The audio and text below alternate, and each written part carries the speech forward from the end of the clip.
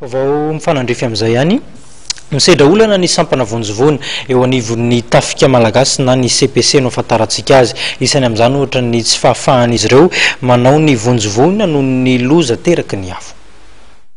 Noho ny fahanteran'ny fitaovana ampiasaina amin'ny famonoana afo dia tsy afaka manao vonjovony noho ny loza teraky ny afo eo anivon'ny corps de protection civile eo anivon'ny tafika malagasy amin'izao fotoan'izao. Ankoatra io dia mbola manao vonjovony sy vonjena rehetra vokatra loza voajanahary ny CPC izay miara-miasa akaiky amin'ny BNGRC. Entina anampiana ny fitaovana entina miasa ho aminy dia nitoloran'ny mpaminana fitaovana ampiasaina amin'ny vonjovony ho fiatrehana loza voajanahary ny CPC eo anivon'ny tafika malagasy fa tsy mbola mitentina trano amin'ny 1.9 tapitrisa ariary avy amin'ny fitondrana britanika no nafahana nanao izao fampitaovana izao. Notanterahana omaly moa ny fanaova-tsimity amin'ny lehiben'ny CMGAM sy ny PAM mahakasika ireto fampitaovana ireto.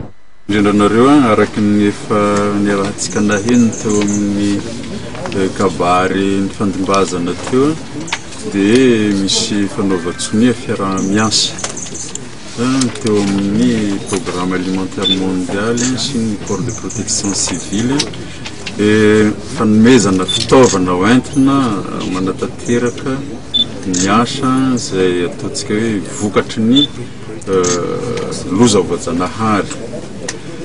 Zany fitaovana zany dia mitentina eo amin'ny $3,700 US eo izay nazavony corps de protection civile chambre kely maila-pandeha misy motera dia fitahirizam-bokatra mahazaka 100 tonnes io dia azo afindrafindra arakaraka ny toerana misy an'le loza voajanahary. Dia misy ihany koa fitaovam-pifandraisana